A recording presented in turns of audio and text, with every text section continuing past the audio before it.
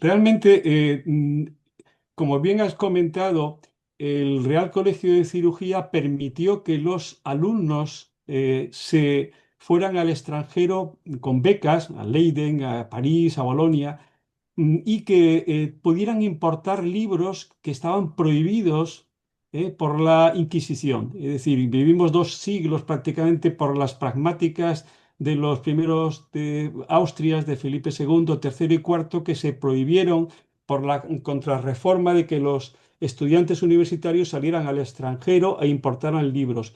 El Real Colegio de Cirugía tenía permiso para introducir libros prohibidos por la Inquisición, sobre todo libros de medicina y de las ciencias médicas, y entonces estos estudiantes del Real Colegio tuvieron acceso a esas innovaciones. Entonces, en el siglo XVIII, pues todavía la medicina estaba muy, digamos, anclada en la historia hipocrática. Estamos hablando del siglo quinto, cuarto, quinto antes de Cristo. Aún no se conocían las etiologías de las enfermedades. Todavía se hablaban de la teoría de los 4 humores, como si el cuerpo tuviera un equilibrio entre 4 humores, el humor pues de blanco, el humor negro, el humor amarillo, sobre todo la sangre, y de estos 4 humores, el desequilibrio era el que se creían que originaban las enfermedades. Y ese desequilibrio se originaba por miasmas, por mefitis que estaban en el medio ambiente procedentes de la putrefacción de los cadáveres, de la putrefacción de los fangos, y se creían que esas mefitis, esas miasmas alteraban el equilibrio de los 4 humores, y por ese motivo la terapia iba inducida, sobre todo dirigida a equilibrar los humores. ¿Cómo? Produciendo vómitos, produciendo enemas, produciendo sangrías, produciendo sudoraciones, vesicatorios. Estaba muy atrasada todavía, hasta que ya hablaremos la segunda mitad del siglo XIX, que es cuando ya la medicina se hace científica, deja de ser pragmática y empírica. Pero sin embargo había ya anatomistas, histólogos, como un italiano como Morgagni, Giovanni Battista Morgagni, que inicia ya y piensa y define que la lesión está subordinada al síntoma. Empieza a unificar la clínica, los síntomas, con los hallazgos en las necropsias. Algunos cirujanos ingleses, como Son Hunter, empiezan ya a hacer cirugía arreglada, cirugía ya basada un poco más en la anatomía y la fisiología.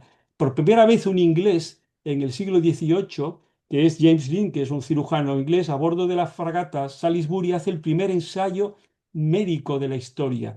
Y es cuando a varios enfermos de escorbuto los aísla a bordo de la fragata. A un grupo le da solamente pues vinagre, a otro grupo le da agua de mar y nuez moscada, y a un tercer grupo le da pues naranjas y limones. Y descubre que gracias a las naranjas y limones, a la vitamina C, al ácido ascórbico, curan rápidamente del escorbuto. Estamos hablando de 1747.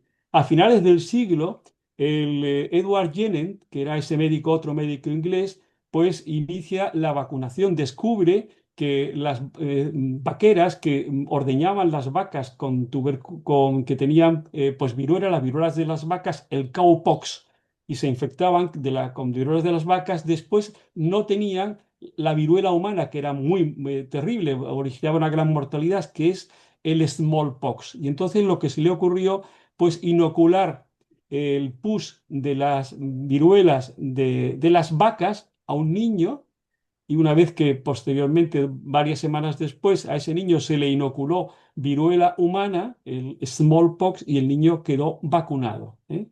Y a nivel también podemos hablar de que ya hubo una mentalidad sanitaria de atención diferente, es decir, hasta el siglo XVIII prácticamente la atención hospitalaria y de las instituciones eran sobre todo a cargo de la Iglesia, pero teniendo sobre todo un concepto de caridad cristiana.